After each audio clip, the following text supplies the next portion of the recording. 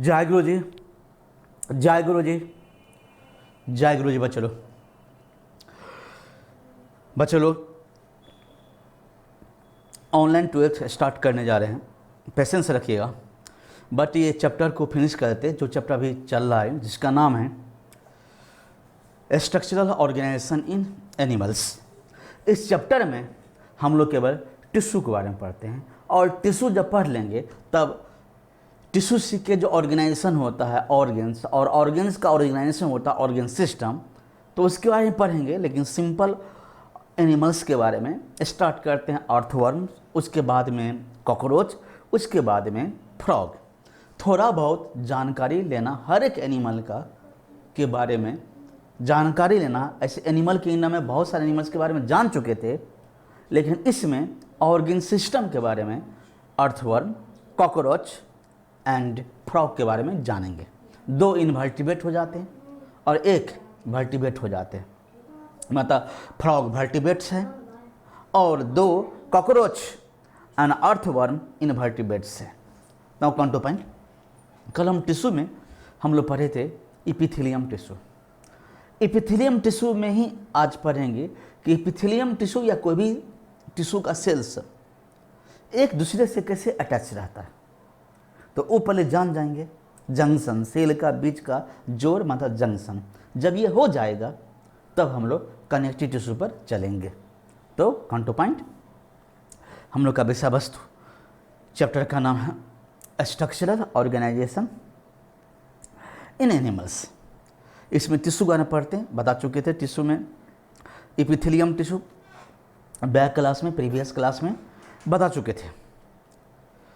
इस सब हो गया था स्क्वामस, कुबाइडल, कोलुमनर, सिलिएटेड, ग्लैंडुलर, उसके बाद में कंपाउंड, यहाँ तक हो गया था। ग्लैंडुलर भी हो गया था, सब कुछ हो गया था।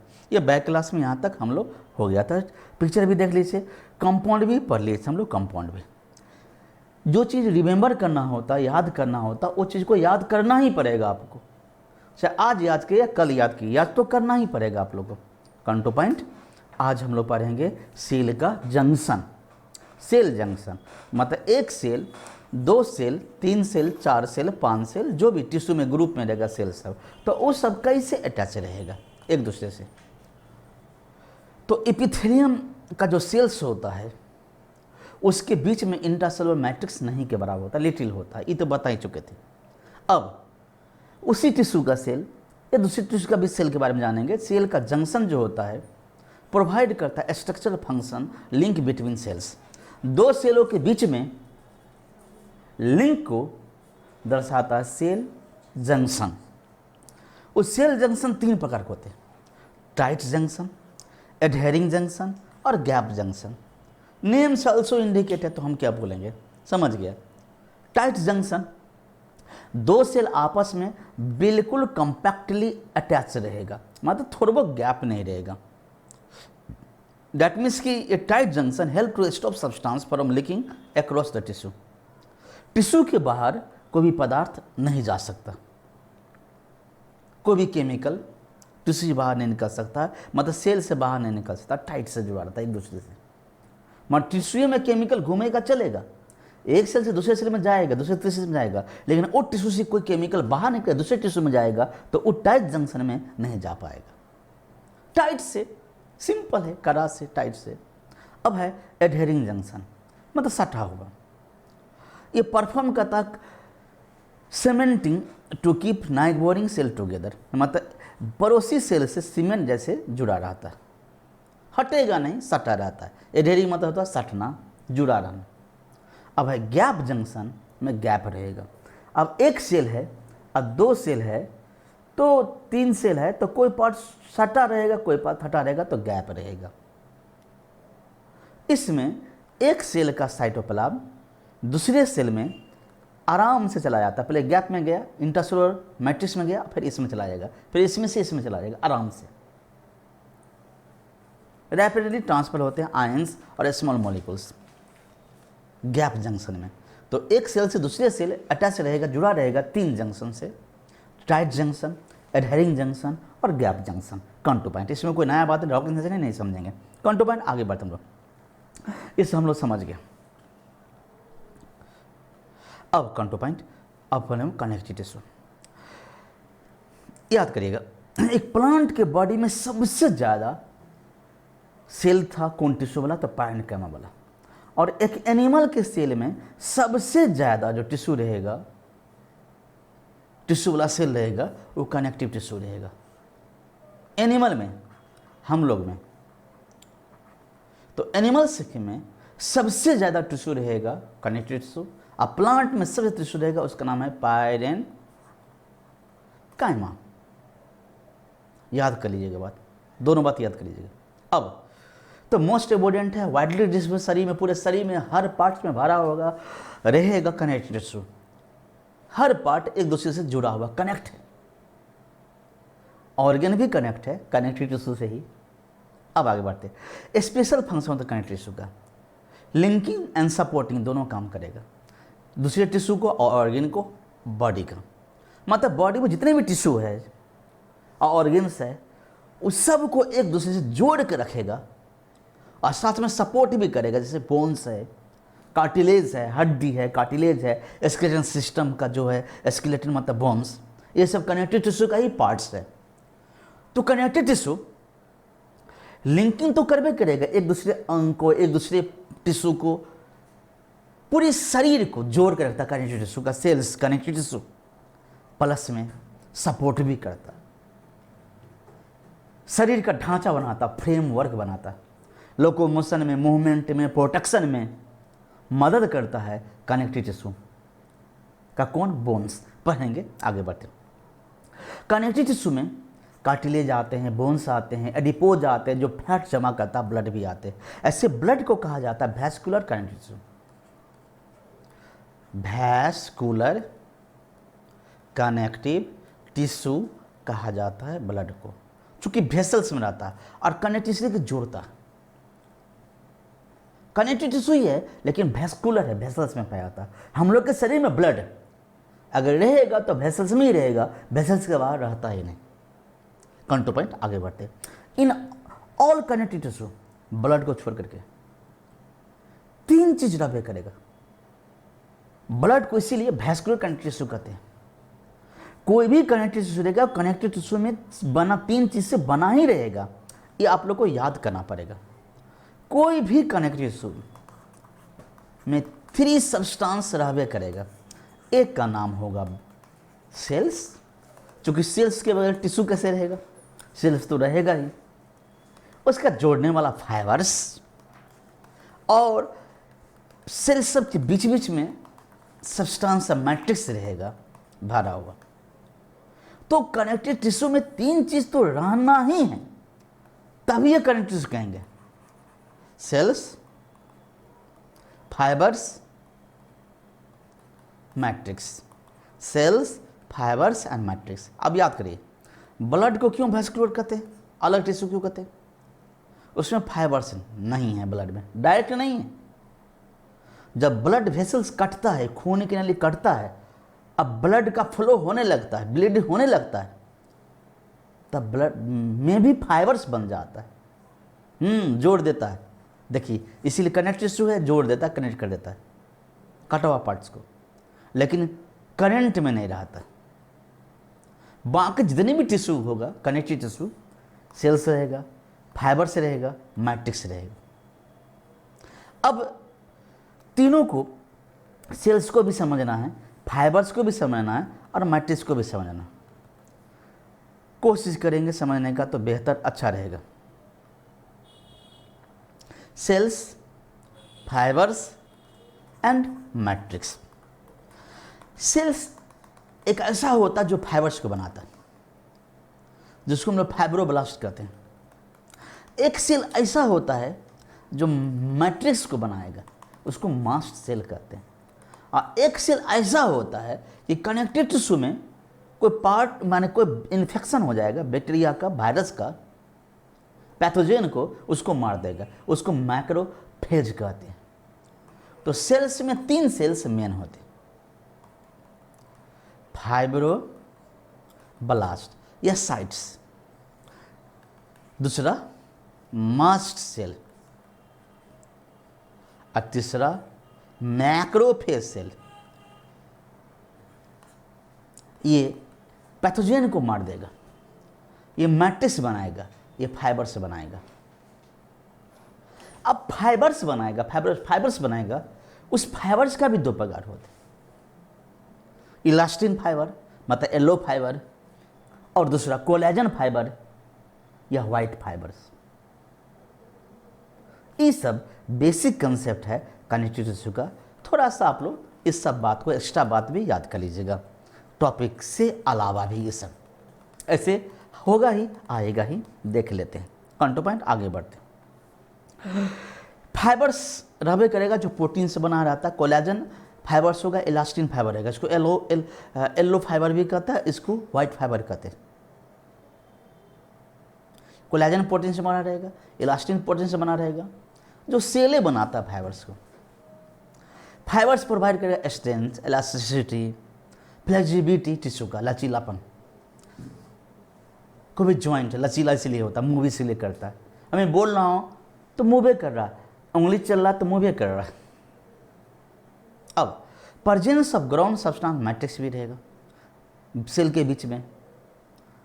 वो पॉलीसेकेट का रूप होता है, मीकोपॉलीसेकेट बता चुके थे, मीकोपॉलीसेकेट बता चुके थे। तो कनेक्टिव टिश्यू का सेल्स फाइबर्स मैट्रिक्स रहे करेगा। फाइबर्स को बनाएगा फाइब्रोब्लास्ट, मैट्रिक्स को बनाएगा मास्ट, और इन्फेक्शन हो जाएगा तो मैक्रोफेज मार देगा। अब कंटो पॉइंट टाइप्स पढ़ेंगे। 3 प्रकार के कनेक्टिव टिश्यू होते हैं। कनेक्टिव टिश्यू 3 प्रकार के होते हैं, एक लूज होते हैं, एक डेंस होते हैं, और एक स्पेशल होते हैं। Loose connective tissue, dense connective tissue and special connective tissue. Special connective tissue में बोन्स आते हैं, कार्टिलेज आते हैं और ब्लड आते हैं। लूज पहले पढ़ेंगे। लूज नाम से पर loose connective tissue has cells and fibres loosely packed रहेगा। लूज ही जो भी आपका बॉडी का पार्ट्स, जो ज्वाइंट है या सेल्स है, हिल रहा है, डोल रहा है, हिल रहा है, तो लूजली है। सेमी सॉलिड ग्राउंड सब्सटेंस रहेगा, मतलब मैट्रिक्स रहेगा। फाइबर्स भी लूज रहेगा, सेल सब आपस में टाइट से जुड़ा रहेगा, और की मैट्रिक्स भी बीच में अलेल रहेगा, भरपूर मात्रा में रहेगा, तो लूज हो गया। लूजे के अंतर्गत आते हैं areolar tissue. Loose connective tissue का एग्जांपल एरियोलर, जो स्किन के हम लोग का बेंथ में, स्किन के, बस इसीलिए बोले स्किन के नीचे में। इपिथेलियम टिश्यू को सपोर्ट करता है, मतलब जोड़ के रखता है, मतलब स्किन को मसल से जोड़ने का काम करता है, सपोर्ट भी करता है। अब उसमें फाइबर्स बनाएगा, फाइब्रोब्लास्ट सेल, माइक्रोफेज तो रहेगा, इन्फेक्शन को मारेगा। ऐसे कट खुट जाता तो इन्फेक्शन हो जाता है, तो इन्फेक्शन हो जाएगा पैथोजेंस का, चाहे तो फंजाई का, चाहे तो वायरस का, चाहे तो बैक्टीरिया को, तो मारेगा कौन? मैक्रोफेज। और मैट्रिक्स बनाएगा मास्ट सेल। ये लूज का, एल्यूलर का ये हो गया, देख लीजिए।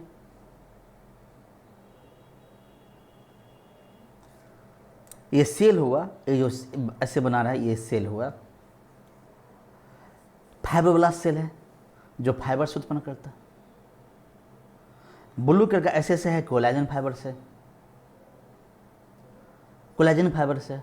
और ये जो फाइबर्स है ऐसे देखते हैं, ये वाला फाइबर्स ये है, इलास्टिन फाइबर है। ब्लड वेसल्स आया है, ये खून की नाली है। ये मैक्रोफेज सेल है, मारने वाला सेल है।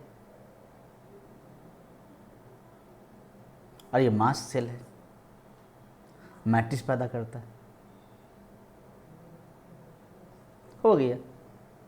तो ये लूज का एग्जाम्पल था एलियोलर, स्किन सबके नीचे रहता, बेंथ में रहता।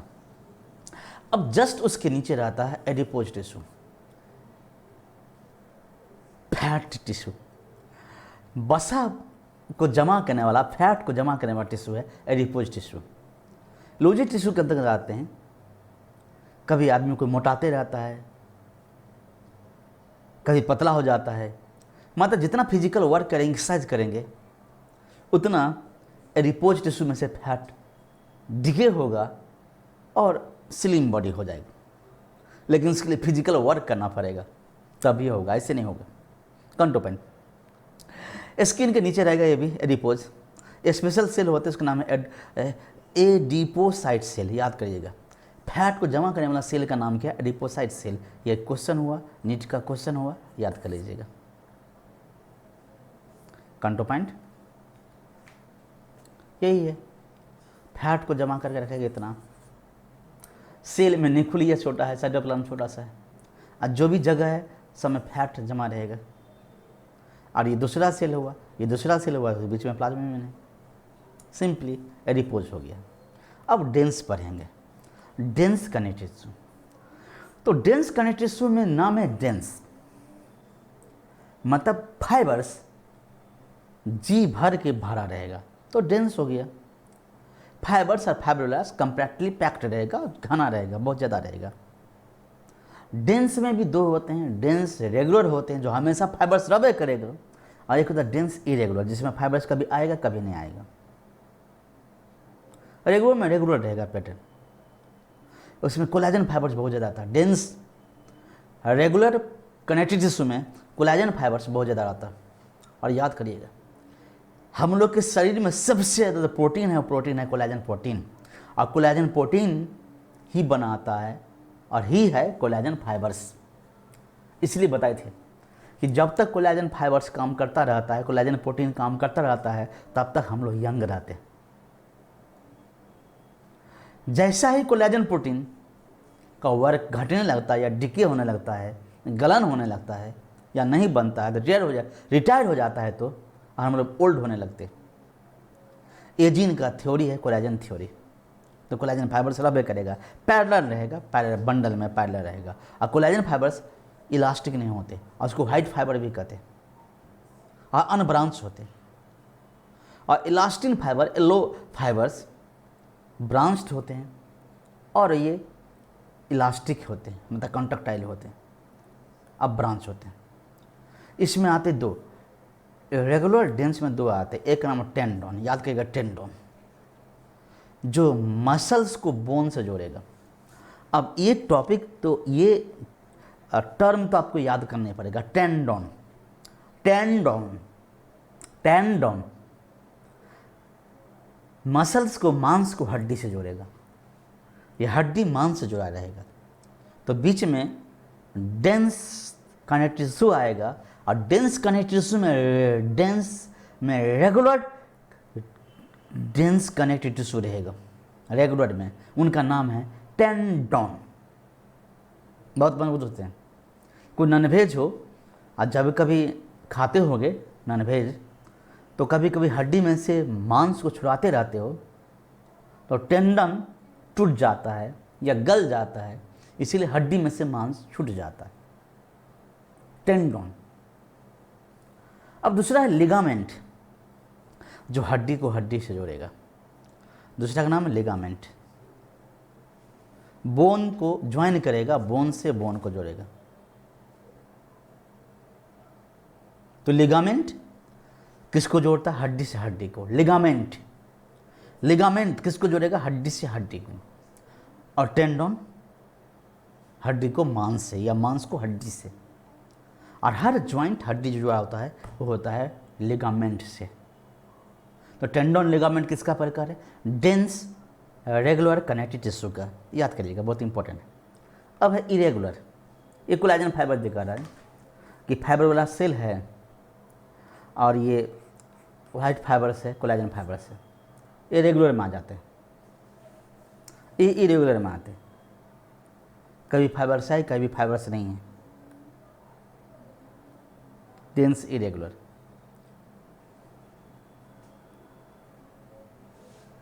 ये स्किन के नीचे में आता है, इसीलिए कभी स्किन टाइट हो जाता है, कभी स्किन सॉफ्ट हो जाता है इरेगुलर में।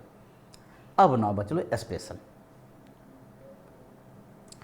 स्पेशल कनेक्टिव टिश्यू, कार्टिलेज रहेगा, बोन रहेगा, ब्लड रहेगा। स्पेशल कनेक्टिव टिश्यू कार्टिलेज रहेगा, बोन रहेगा, ब्लड रहेगा। इसमें कम ही पढ़ना है, कार्टिलेज सॉफ्ट कनेक्टिव टिश्यू है। अब ये कान का हड्डी है, कान का हड्डी है, तो कार्टिलेज है। अब बोन तो जानबे करते, उसका सेल अलग होते, कार्टिलेज में मैट्रिक्स बहुत ज़्यादा है, इंटरसेलुलर मटेरियल कार्टिलेज सेल में सॉलिड रहेगा, इसीलिए लचीलापन होते। सेल का नाम है कॉन्ड्रोसाइट सेल, कार्टिलेज सेल का नाम है, याद करिएगा कॉन्ड्रोसाइट सेल, क्वेश्चन है। फैब्यूल रेसिस्ट रहेगा, कंप्रेशन को झेलेगा, झटका को झेलेगा, टूटेगा नहीं। सेल्स इनक्लोज रहेगा स्मॉल कैविटी में जिसमें मैट्रिक्स भरा रहेगा। अब सेल्स है चारों बगल में, ये सेल्स हुआ, चारों में मैट्रिक्स रहेगा। मोस्ट ऑफ कार्टिलेज जो होता है सो इम्ब्रियो में बन जाते हैं, और इम्ब्रियो में cartilage, most of cartilage embryo में बन जाता है। यस, और वो कार्टिलेज सब कभी कभी बोन्स में डेवलप हो जाता है, एडल्ट के बोन्स में डेवलप हो जाता है। कार्टिलेज कहाँ कहाँ पाया जाता तो हम लोग का नाक के टिप पर है, पिन्ना है, हम लोग का रीढ़ की हड्डी जो जुड़ा हुआ है ऐसे लचीलापन होता है, ट्रेकिया है, ये सब कार्टिलेज वहाँ पर पाया जाता है, एग्जाम्पल है। अब बोन्स, ये कार्टिलेज है, सेल का नाम है कॉन्ड्रोसाइट सेल, और सेल के बाहर मैट्रिक्स सब है, सॉलिड मैट्रिक्स होता है, पैबुल लचीला होते हैं। अब बोन्स, हड्डीज, नॉन पैबुलर मैट्रिक्स होते हैं, ग्राउंड सब्सटेंस होते हैं, हार्ड होते हैं, मतलब लचीलापन नहीं होते, बोन्स हार्ड होते हैं। जानवे कहते हो हार्डेस्ट टिश्यू हम लोग का बॉडी का है बोन्स, याद कर लीजिएगा, हार्डेस्ट टिश्यू हम लोग का शरीर का है बोन्स, ये बात आप लोग को याद करना पड़ेगा। हम कैल्शियम साल्ट से मजबूत मैट्रिक्स रिच रहता, प्रचुर मात्रा में भरा था मैट्रिक्स में, बोन्स में। अब सेल है, सेल के चाहे मैट्रिक्स है, उसमें calcium carbonate, calcium sulphate, calcium phosphate जमा रहता है, calcium sulphate, calcium phosphate, calcium carbonate, उसको तो कैल्शियम साल्ट जमा रहता है, और कोलेजन फाइबर्स रहता मजबूत, इसीलिए इस स्ट्रेंथ होता है, मजबूती होता है। इसलिए शरीर का फ्रेमवर्क बनाएगा ह्यूमन बॉडी का, ये तो जानबे करते हो, सब टिश्यू को भी सपोर्ट करता है। बोन सेल को कहते हैं ऑस्टोसाइट सेल, याद करिएगा, नीट का क्वेश्चन है। कार्टिलेज को सेल कहते हैं कॉन्ड्रोसाइट्स, उसको कहते हैं ऑस्टोसाइट सेल्स। और चारों बगल में जो कैविटी रहेगा उसमें फ्लूइड भराएगा, उसको कहते हैं लकोना। ये सेल्स हुआ, मान ली सेल्स हुआ, सेल के कैविटी उसमें वो लकोना कहते हैं। हाँ, पुलर में लोकनिया, लोकना या लोकनिया, याद करिएगा। बॉडी के वेट को भी सहन करता है, स्केलेटन मसल्स को भी जोड़ता है, बदल को मसल मदद करता है। अंदर में बोन के अंदर में जानबे करते हो बोन मैरो कैविटी रहता है जिसमें ब्लड बनता है, ये सबको मालूम है। हो गया, यही हो गया। अब ब्लड तो जानबे करते हो पढ़ ही चुके थे। ये सेल हुआ, ये लोकाना सब हुआ, लोकानिया सब।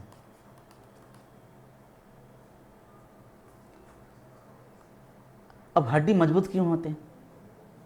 तो उसके मैट्रिक्स में calcium carbonate, calcium sulphate, calcium phosphate जमा रहता और कोलेजन फाइबर्स ज़्यादा रहता है, इसीलिए हड्डी सब बहुत मजबूत होते हैं। बच्चा का जल्दी टूट जाएगा, जल्दी जुड़ जाएगा, क्योंकि मैट्रिक्स में ज़्यादा मात्रा में मिनरल्स, कैल्शियम साल्ट कम रहता है।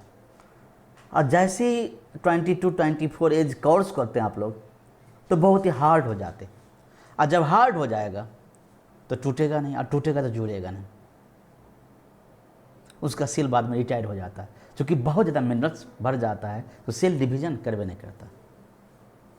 Now come two point, connective tissue खत्म हो गया। अब हम लोग पढ़ेंगे मस्कुलर टिश्यू। हालांकि पढ़ा चुके थे, लोकोमोशन मूवमेंट चैप्टर में पढ़ा चुके थे, मस्कुलर सिस्टम में पढ़ा चुके थे, फिर भी चलिए समझिए। ईच मसल्स मेड होते हैं लंबा सेल से, साइंटिकल सेल से। फाइबर एक अरेंज रहेगा पैडलर में, इलास्टिक हुआ, लचीला होगा, ये सब मांस का सेल होता है। मायोब्लास्ट कहते हैं, मायोसाइट सेल कहते हैं। उसके अंदर में बहुत सारे फाइन फाइब्रिल्स, जिसको मायोफाइब्रिल्स कहते हैं, बता चुके थे। लाइट बैंड, डार्क बैंड रहते हैं, और ये मायोफाइब्रिल्स कंटैक्ट करता है, एक्सपेंड करता है, तो हम लोग का मसल्स में मूवमेंट होता है, मसल सेल में। मसल्स फाइबर्स जो होते हैं उसको मसल फाइबर भी कहते हैं।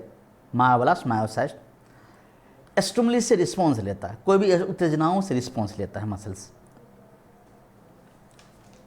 Muscles play great role in locomotion and movement, ये सब जानते हैं आप लोग, ये सब बात है। 3 प्रकार के मस्कुलर टिश्यू होते हैं। स्केलेटल मसल्स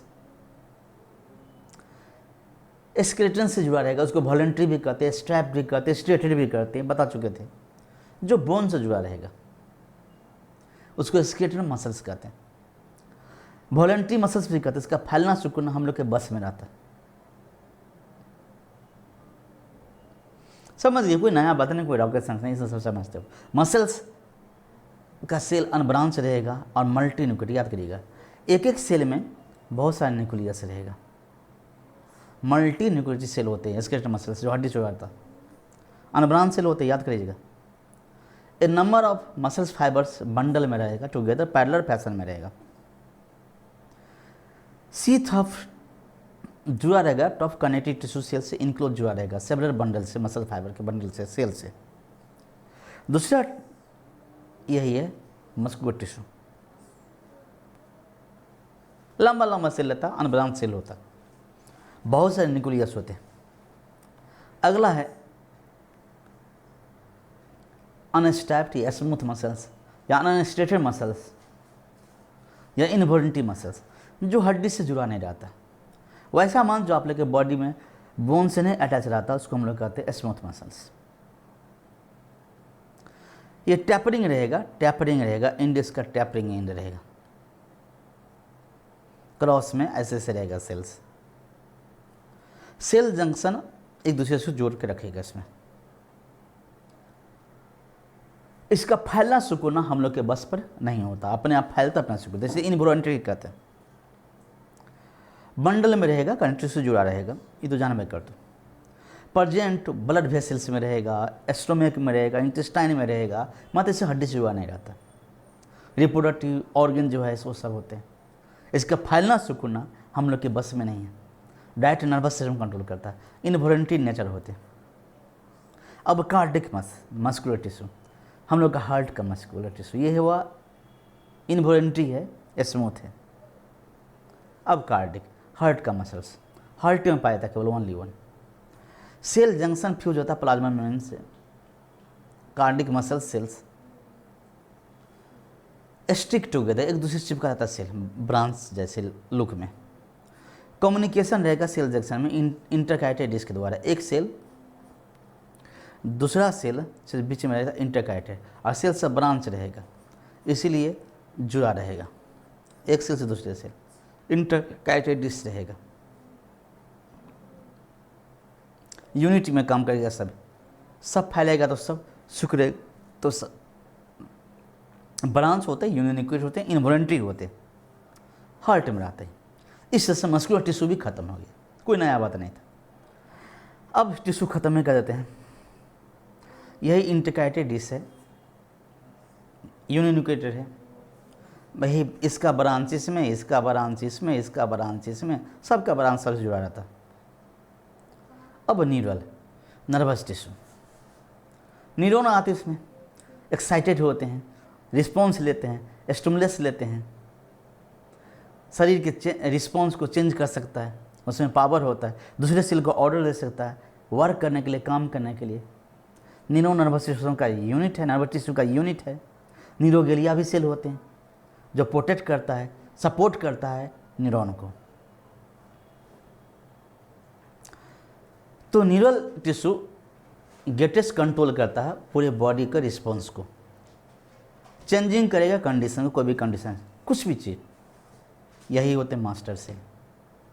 मास्टर टिश्यू है, सेल तो न्यूरॉन हो गया, यूनिट है नर्वस टिश्यू का न्यूरॉन।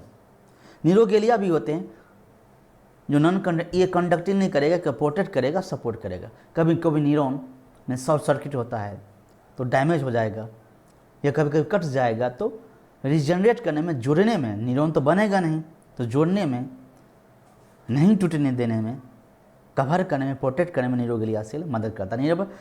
न्यूरल टिश्यू का ही पार्ट सेल्स है न्यूरोगेलिया सेल्स।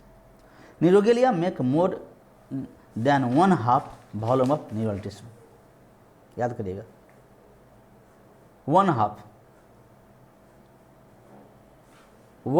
वॉल्यूम है न्यूरल टिश्यू का न्यूरोगेलिया, मतलब न्यूरॉन से ज़्यादा न्यूरोगेलिया शरीर में रहता है सपोर्ट करने के लिए। इलेक्ट्रिकल इम्पल्स कंडक्ट करता through the plasma membrane of neuron. Neuron के प्लाज्मा मेम्ब्रेन से ही केवल इलेक्ट्रिक इम्पल्स गुजरता है, अंदर में माइनस और बाहर में प्लस, बता चुके थे। इस तरह से बच लो। न्यूरॉन है, जानते हो, ये डेंड्राइट्स है, ये साइटोन है, उसको सेल बॉडी भी कहते हैं अंदर में। और ये डेंड्रोन है, ये डेंड्राइट्स है, ये साइटोन है, सेल बॉडी है, ये एक्सोन है, माइलिन शीथ रहेगा, बना रहेगा स्वान सेल से, कहीं कहीं पर नहीं होगा तो नोड ऑफ रैनबियर है, और ये टर्मिनल अर्बोराइजेशन। अब बचे लोग टिश्यू जो ऑर्गेनाइज होता है ऑर्गेन्स में, टिश्यू जो ऑर्गेन्स में, वो अब समझना है। ऑर्गन सिस्टम्स 3 एनिमल्स का, पहला है अर्थवर्म। तो आज नहीं, नेक्स्ट क्लास में लास्ट में टिश्यू समझिएगा, याद करिएगा, ये आपका वर्क है, आपका फर्ज है। अब कम टू पॉइंट, लास्ट में क्या आप लोग बोलते हैं वही बात, खुश रहो तो क्या बोलेंगे, खुश रहेंगे, स्वस्थ रहो तो क्या बोलेंगे, स्वस्थ रहेंगे, पढ़ाई में व्यस्त रहेंगे। जय गुरु जी, जय गुरु जी, जय गुरु जी।